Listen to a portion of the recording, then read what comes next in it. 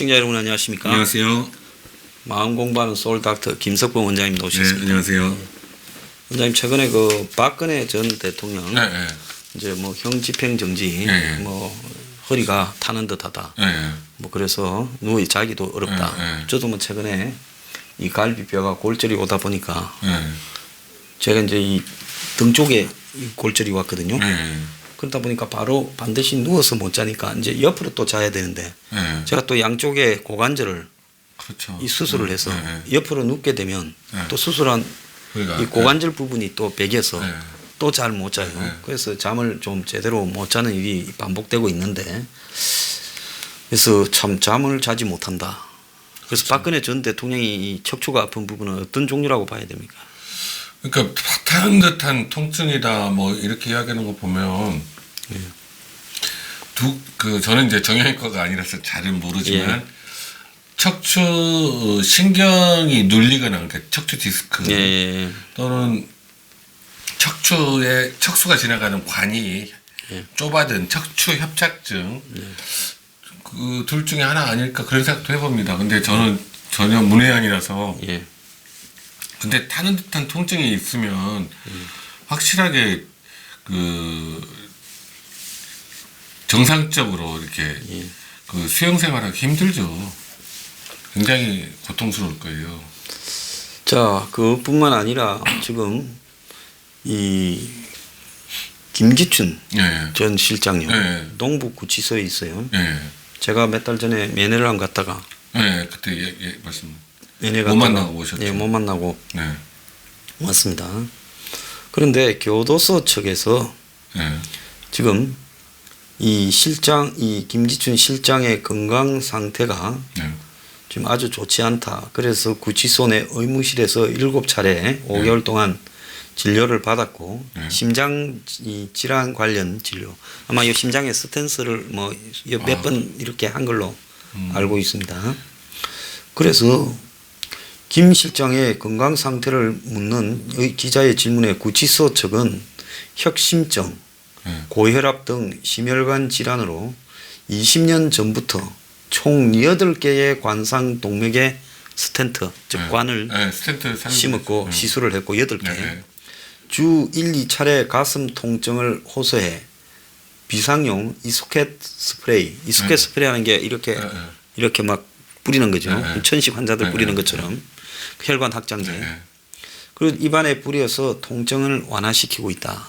아, 그래요. 그럼 심각하네요. 예, 그래서 수감 생활 중에 돌연사 위험성이 있냐 하니까 구치소 측이 80의 고령에 심신이 허약해지고 장기간 심혈관 질환에 의한 스텐스 시술을 받은 전력이 있고 외부 전문의 진단서를 종합할 때 돌연사의 위험이 높은 것으로 이 판단된다. 그래서 구치소가 24시간 CCTV를 지켜보고 있고 인근 병원 의료진과 비상 연락 체계를 유지하는 등 응급 발생 상황에 대비하고 있다.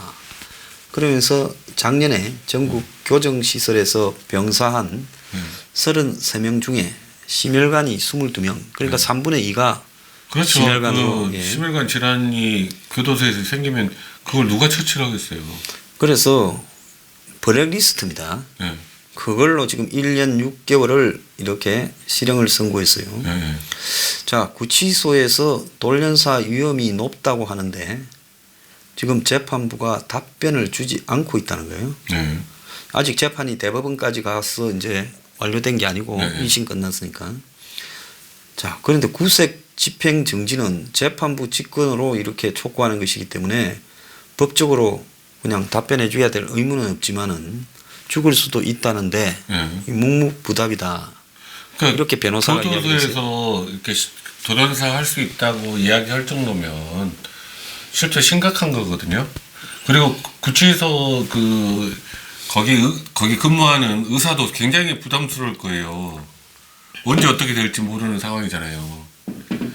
그러니까 더더구나 이제 블랙리스트 사건 때문에 이렇게 실형을 받은 거니까 블랙리스트 지금 보시면 아시겠지만 지금 문재인 정권에서 블랙리스트 안 했나요? 지금 블랙리스트 엄청 했죠. 그리고 김은경이하고 신미숙이 둘이가 네. 불구속 기소로 네. 블랙리스트 사건이 끝나버렸다고 합니다. 네. 기가 찬 거죠. 전번에 판사 한 명이 네. 다 뭐 그럴 수 있다라고 그거는 판사는 영장실질심사에서 판결을 했는데 네. 그렇게 그걸 그냥 빗대 가지고 네. 전체 문정권에서 벌어진 뭐 얼마나 많이 진행됐겠어요. 네. 쫓아내고 넣고 네. 그렇죠. 이런 부분이 다 문제가 없다. 쫓아낸 것도 문제가 없고 넣은 것도 문제가 없다. 지금 그렇게 말을 하고 있죠. 그러니까 이게 완전히 내로남불의 전형을 보여주고 있는데 김기춘 실장이 그 80이 넘은 연세에 그렇게 그 심장병 그 심각한 질환이거든요. 협심증이라는 거는 네. 좀 제 생각에는 이 집으로 가셔서 좀 휴식도 취하고 그러실 수 있도록 치료도 예. 제대로 받을 수 있도록 해주시는 게 인간의 권리가 아닐까 생각합니다. 판사들이요 이렇게 잔인하게 해서는 되는가 제가 묻고 싶고 네. 박근혜 전 대통령 같은 경우에도 네. 솔직히 말하면 대통령직을 내놓은 부분에서 그걸로 끝났어요. 그걸로 끝났어야 네, 되죠. 네. 또 지금 조사를 해서 뭐 구속을 시켰다 하더라도 만에 하나 네. 신속하게 처리해서 네. 빨리 해서 이쯤이면 지금 2년이 넘었지 않습니까? 그렇죠. 예를 들어서 블랙리스트를 하면 이 정권은 해당이 안 되거나 또 특수활동비로 보면 이 정권은 완벽하겠습니까? 전혀 북한하고 아니죠. 관계하면 다 뒤져보면 그 뭐 매덕 받은 정도가 아니라 네. 이거는 그 몇백 배 될 수도 있다고 봅니다. 네. 그 다음에 또 공천 개입은 이 정권은 안 합니까? 안 하겠어요? 예? 그래서 나중에 어떻게 뒷감당을 하려. 이제 그러니까 우리는 정권 잃을 일이 없다. 네. 평생 독재한다고 생각 안 하면 이렇게 하면 안 되죠. 그렇죠. 독재를 하려고 지금 많이 시도를 하고 있죠. 근데 이런 일을 하고 있는데 저는 한국당도 잘못됐어요. 네. 이걸 갖다가 무슨 석방해 주소하고 탄원하고 이럴 게 아니라 네. 이거는 명백하게 정치 보복이라고 보고 네. 지금 뭐 김기춘 씨든 박근혜 전 대통령이든 네. 이런 분들에 대해서 네. 한국당이 네. 이거는 정치적 대의를 같이 했던 입장에서 이거는 정치적으로 투쟁을 해야 된다고 봅니다. 이건 정치적인 그렇죠. 정치적 정치적인 지금 구속시켜 놓고 있는 거 아니에요? 그렇기 그렇죠. 때문에 정치적으로 대응을 해야지. 음. 그럼 입장을 갖다 한번 썰 이야기하고 맨피하듯이 간다는데 제가 꼭 황 대표가 그러면 안 된다 봅니다. 저도 동의합니다. 그러니까 이 정치 보복 사건이거든요. 확실하게 제가 봤을 그리고 때. 깜빵에서 죽이겠다 하면 이거 도대체 이렇게 썸떡하고 잔인한 인간들이 어디 있어요. 네. 제가 그때 면회 갔어요. 네. 그래서 아이고 오늘 면회 됩니다. 온 사람이 없다고 하면서 그래서 기다리고 좀 부르면 가라더만은 화장실 갔다 오니까 자꾸 찾아다니고 야단이에요. 그러면 안 된대. 그러니까 면회도 안 시키고. 예? 그래서 뒤에 이제 황장수는 뭐 유튜브 하는 사람이다. 난 그거 상관없이 지인이기 때문에 예, 예. 잘 그렇죠. 알던 사이라서 내가 만나러 왔다. 그래가지고 면회를 안 시키더라고요. 그래서 내가 보고 아 정말 이 나라가 해도 너무하다. 이 정권이요. 이런 식으로 하면 나중에 당신들도 전부 감옥에서 옥사하거나 자살하거나 이게 선택할 최종적인 길일 거라고 제가 경고를 합니다. 김경수 씨 수감 안 채운 것도 그렇잖아요. 참 기가 찬 일인데요. 네. 근데 솔직히 말하면 네. 의료계에서도 네. 좀 의견을 좀 개진해야 되는 이 정치를 떠나서요. 네. 환자의 인권하고 관련되는 부분 아닙니까? 네. 네. 그렇죠. 네, 그래서 의료계에서 우리는 결정은 판사들이 하는데 이거는 네. 위험할 수 있다. 네. 이런 부분에 대해서라도 인권 문제 그거는 뭐 나중에 누구든 네. 그렇게 그 인도적 관점에서라도 이야기를 좀 해야 된다. 저는 그렇게 네. 봅니다. 저도 동의합니다. 그리고 저 한국당은요 이렇게 하면 안 됩니다.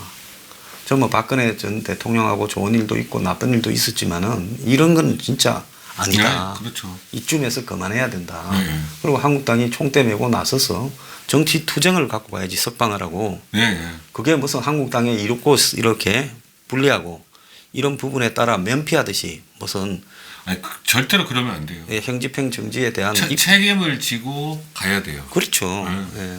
그러니까 자기 부모가 못났다고 자기 부모를 부정하는 자식이 잘 될 수 있습니까? 예.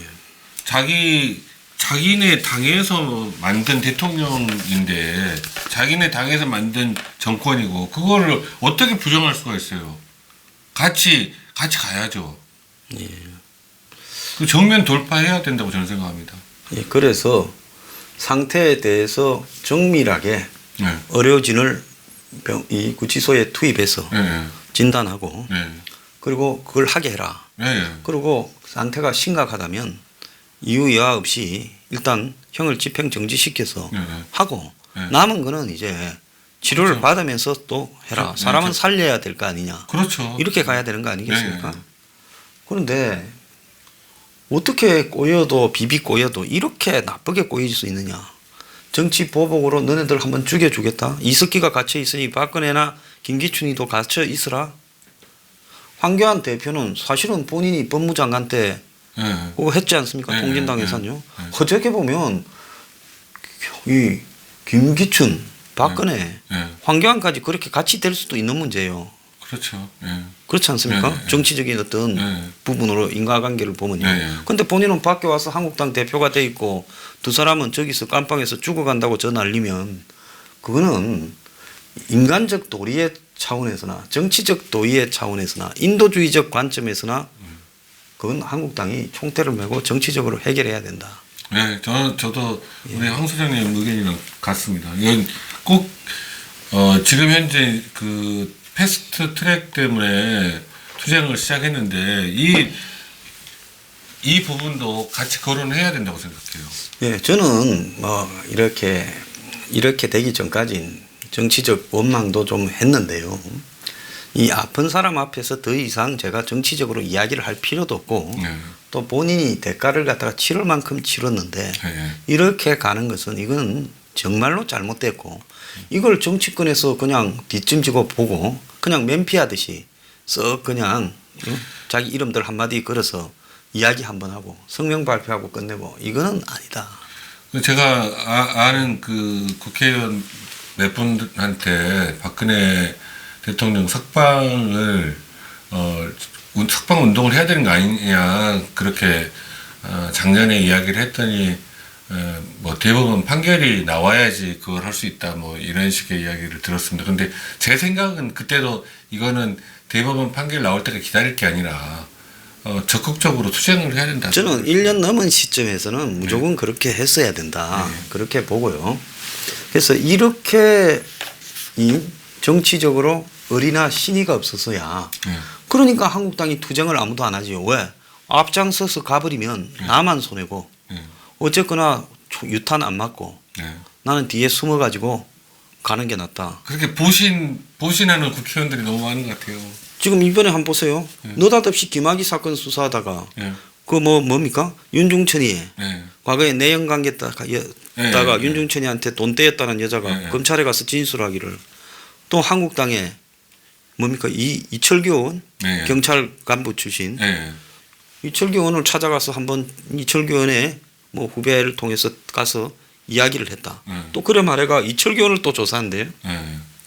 얼마 전에 또 어린이집 그 돈 받은 쪼개기 후원금 어린이집 연합회 5명을 지금 대상에 놓고 있다. 대부분이 야당이겠죠. 그 다음에 또 보면 지금 KT 거기에서만 해도 또 김성태, 그렇죠. 뭐 홍문종 뭐 이래 또 나오지 않습니까?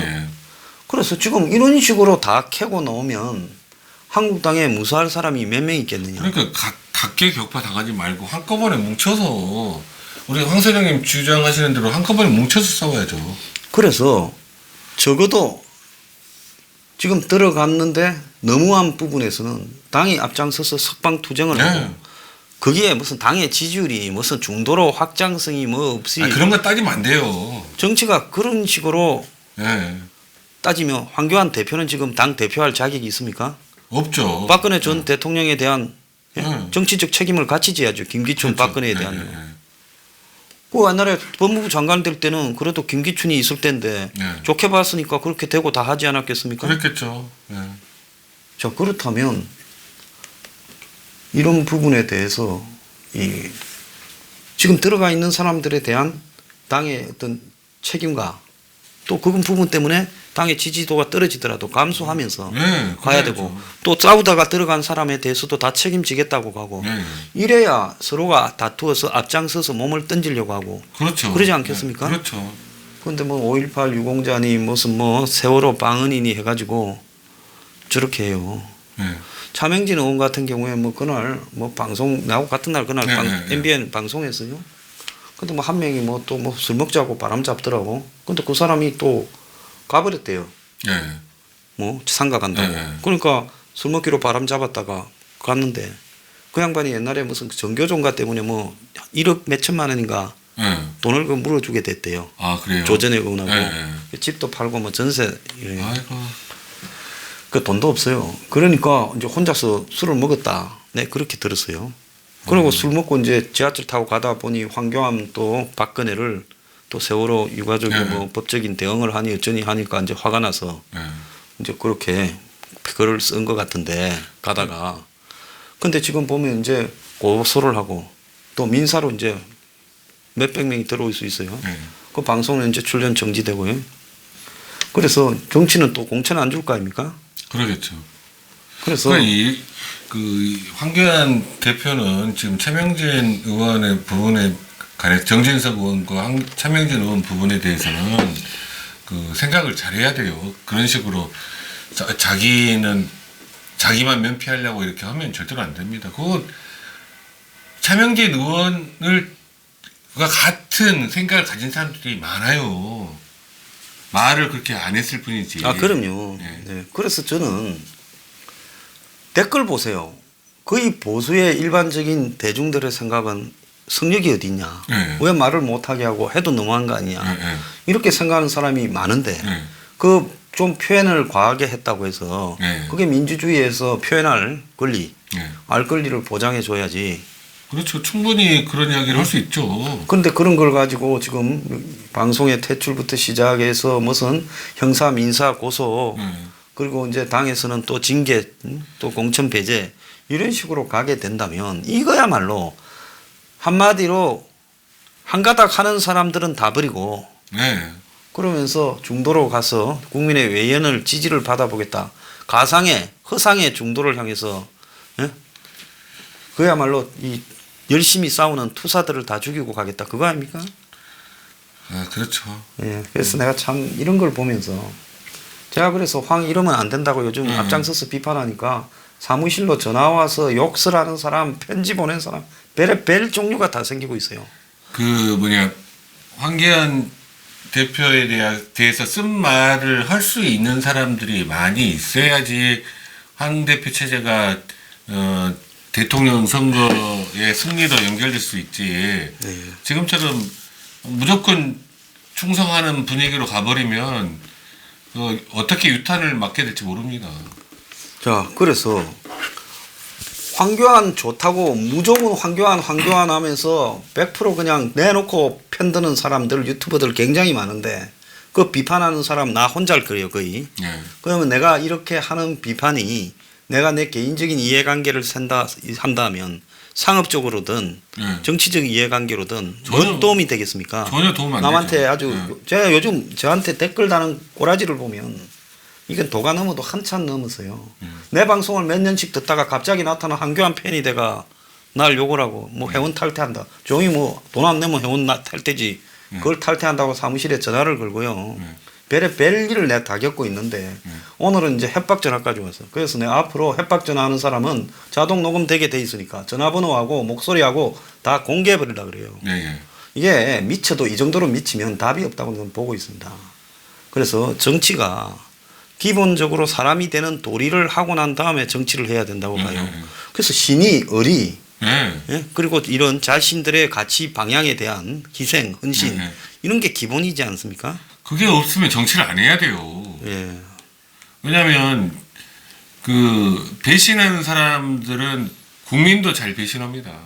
그거 참 좋은 말씀이네요. 자, 기가 있으면 좀 듣기를 바랍니다. 자, 버닝썬 사건 수사가 좀 희한하게 가고 있어요. 처음에는 이제 마약을 막 잡아들이죠. 연예인하고 재벌 고 3세 유명인. 그러다만 이제는 또 성매매. 예. 뭐 성리가 무슨 일본의 뭐 야쿠자 비스무리한 사람을 네. 뭐 데려와가 뭐 일행을 예. 그리고 여성을 성매매 유흥업소 여성들을 갖다 조달했다. 예. 그리고 뭐 호텔 방값으로 3천만 원을 YG 법인카드로 했다. 예. 예. 그러면서 이제 성매매 예. 뭐 또 일부 성폭행 뭐 이런 쪽으로 가요. 예. 그런데 여성들 중에 자신들이 이 그룹들 예. 노는 그룹들한테 끌려가서 예. 성폭행이나 마약을 당한 것 같아서 의식을 잃고 예. 동영상도 찍혔다 이런 사람이 곳곳에서 나오고 있는데 예. 또 그거는 또 안 하고 있어요. 그거는 수사를 안 하죠 지금. 예, 그리고 YG에 3천만 원짜리 법인 카드를 긁었다면 예. 그 YG 양현석이가 예. 보고도 안 받고 거기는 3천만 원을 끌어 버립니까? 그렇지 그럼 YG를 않겠죠. 수사해야 될 건데 네. 또 저는 또 수사도 안 해요. 예. 보도도 잘 안 나와요. 뭐 언론에 어떻게 작업을 하는지. 이게 지금 이제 저는 이 버닝썬에서 제일 주목하고 있었던 부분이 윤총경. 연주기관이 아닙니까? 그죠? 예. 윤총경이 제일 핵심 중에 핵심인데 그 부분은 수사를 김영란법 위반으로 그냥 끝내겠어요. 예. 예. 그리고 마누라는 한국에 오지도 않았어요. 그러니까요. 이거는 완전히 수사를 안 하겠다는 거죠. 그거는. 근데 경찰이 이렇게 뻔뻔하게 하면서 이제 만만한 연예인들이요 잘 나가는 것 같아도 한마디로 제일 끝발이 없는 게 연예인입니다. 네. 두들겨 잡을 때 항상 분위기 전환할 때 네. 연예인들이 1순위고 찍소리도 못 하잖아요. 그렇죠. 그래서 지금 제일 만만한 그러니까 그럴 때 보면 과거에 보면 조선시대 때 네. 광대 제인 네. 연예인 아닙니까? 네. 딴따라라고. 네. 그러니까 연예인이 천민이다. 그렇죠. 그래서 엉뚱하게 연예인 두들겨 잡고 네. 그 다음에 이제 또 만만한 게 한국의 재벌 3, 4세들 네. 그 아들은 뭐 항상 갑질, 일탈, 마약 이런 데 걸면 걸리니까 네. 그 아들 두들겨 잡고 이제 그거 갖고 안 되겠다 싶으니까 이제 성매매 또 두들겨 잡고 있어요. 네. 다 알고 있으면서 이제서 아니 성매매가 벌어지고 있는 거 몰랐겠어요. 다 알죠. 연예인도 아닌 여자들이 떼거지로 네. 거기 갖고 돈이 지불됐는데 그걸 처음부터 알고 있었으면서 이제서 성매매를 네. 그러니까 요만큼 해보고 만족하냐? 아니면 또 새 걸로 해서 또 네. 그래서 세월이 지나서 사람들이 잊을 때까지 계속 엉뚱한 방향으로 끌고 가라고 지금 하고 있는 것 같아요. 네. 경찰이 좀 해도 너무한 거 아닙니까? 저도 경찰이 수사권 때문에 그런 건지 너무 심한 것 같아요 지금. 네.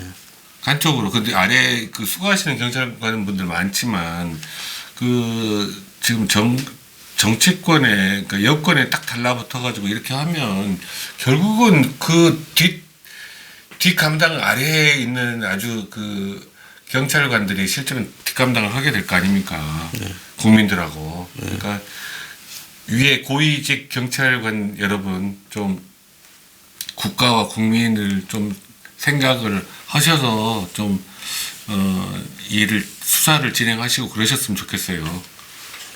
자, 박유천이라는 연예인이 박유천. 예, 이거는 의학적인 부분의 문제인데요. 네. 그래서 뭐 성균관 스캔들로 떴다가 마약 스캔들로 진다 뭐 이런 제목도 다는데 네. 이 사람이 자신도 모르게 체내에 필로폰이 유입됐다는데 저는 그렇게 이해할 수가 없고요. 예. 그러니까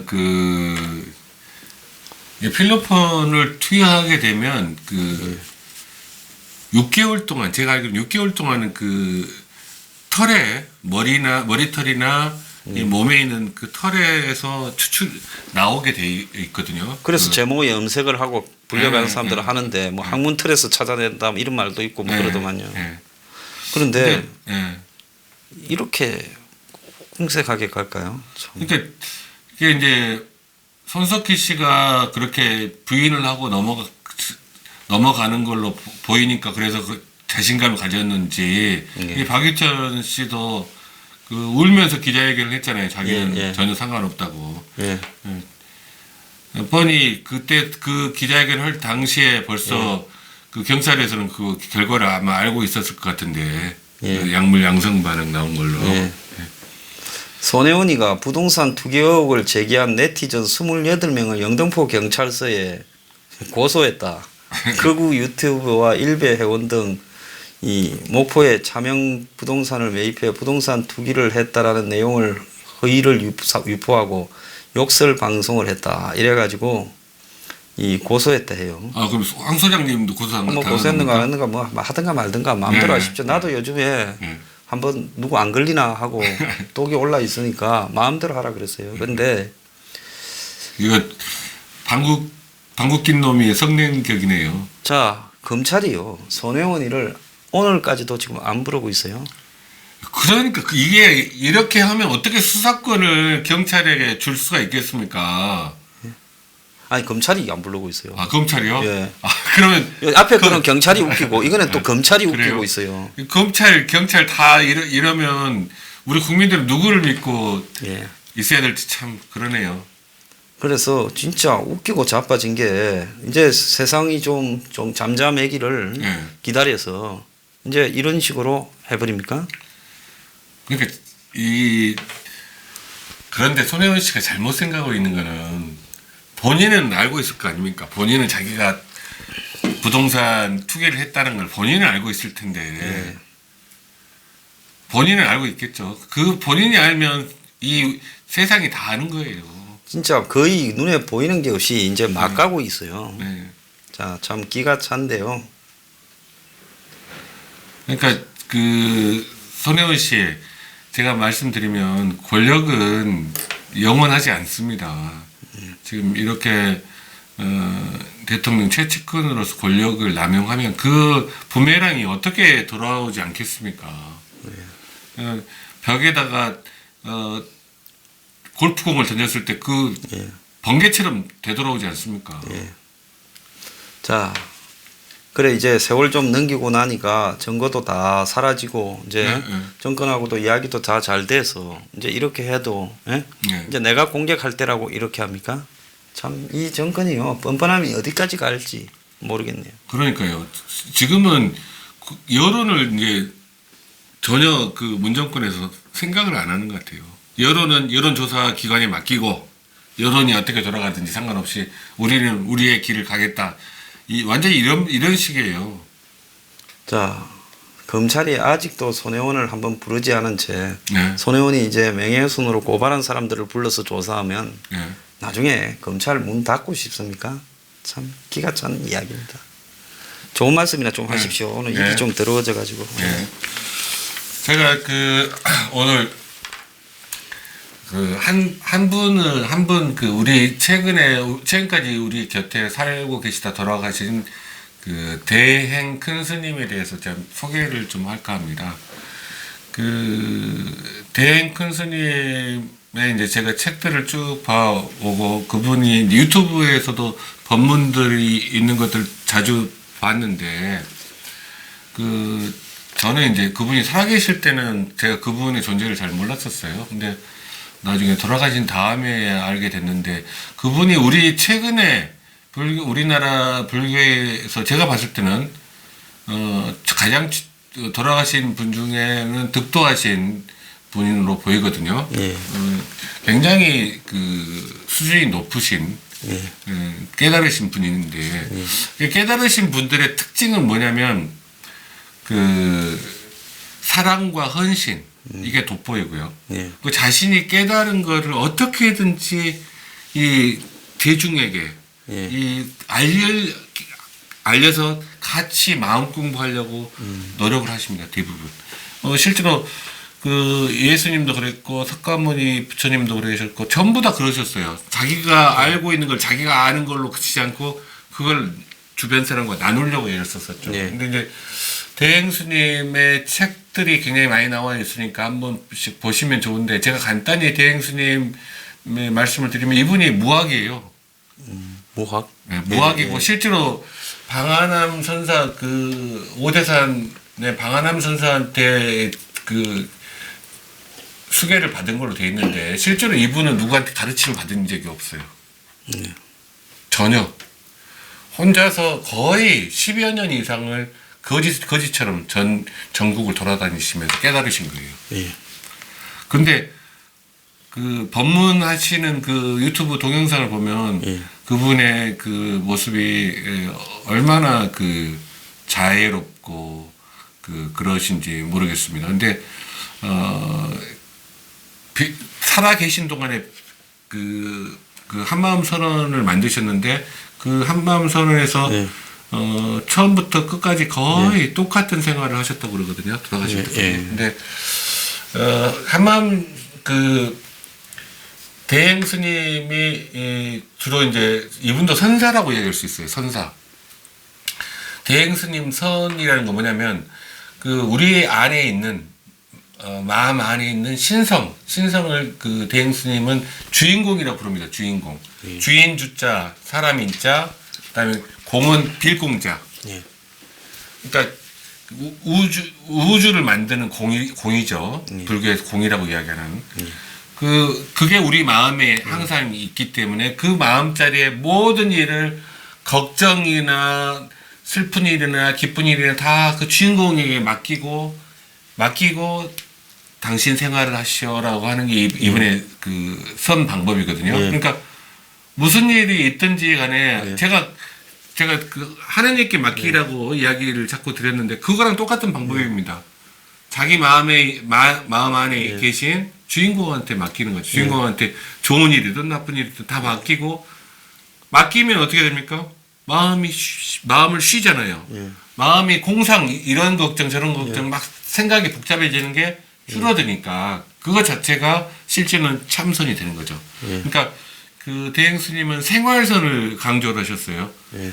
무슨 일을 하든지 간에 참선, 자선 예. 앉아서만 그 명상하는 것처럼 예. 그렇게 하는 것이 선이 아니고 예. 우리의 일거수일투족 모든 행동이 다 선이 될 수 있다. 예. 참선할 때 선이요. 예. 선이라는 글자가 또 재밌습니다. 참선할 때 선자가 어떤 글자냐면 보일시에 헛단자예요. 그러네요. 예. 한 가지만 봐라. 한 가지 집중이라는 뜻이거든요. 그러니까 주인공한테 맡기고 주인공에 집중하면서 살면 그게 참선이 되는 거죠. 그 하루 종일 명상을 하는 거랑 똑같은 거예요. 그러니까 걸음을 걸을 때도 발걸음에 집중하면서 걸으면 그것도 명상이거든요. 그것도 참선이에요. 그러니까 참선의 반대가 되는 게 생각입니다. 생각. 예. 잡생각. 그래서 대행 스님의 방법도 굉장히 그러니까 견성을 해 나가는 방법, 견성을 거치지 않고 바로 참선을 할 수 있는 아주 좋은 방법을 제가 그 대행 스님을 통해서 배웠습니다. 다음에 또 기회 되면 제가 견성이란 무엇인가에 대해서도 한번 설명을 좀 드리겠습니다. 근데 대행 스님 책들은 대행 클 대자에 행할 행자거든요. 예. 대행 스님 그 책에 인터넷에 많이 나오니까 한번 가서 보셨으면 좋겠습니다. 예. 예. 요즘 뭐 저도 아주 맨날 이 지금 정치를 평론하고 살다 보니까 그것도 평론이 뭐 관전자 입장이 아니라 네. 당사자 입장에서 이렇게 해가지고 하다 보니까 이게 머리가 복잡해서요. 네. 좀 살기가 어렵습니다. 그래서 좀 머리를 좀 비우려고 해야 되겠다. 네. 그건 좋은 말씀이네요. 저도 네. 좀 노력을 해보겠습니다. 네. 자, 오늘 좋은 말씀 해주셔서 감사합니다. 감사합니다. 예.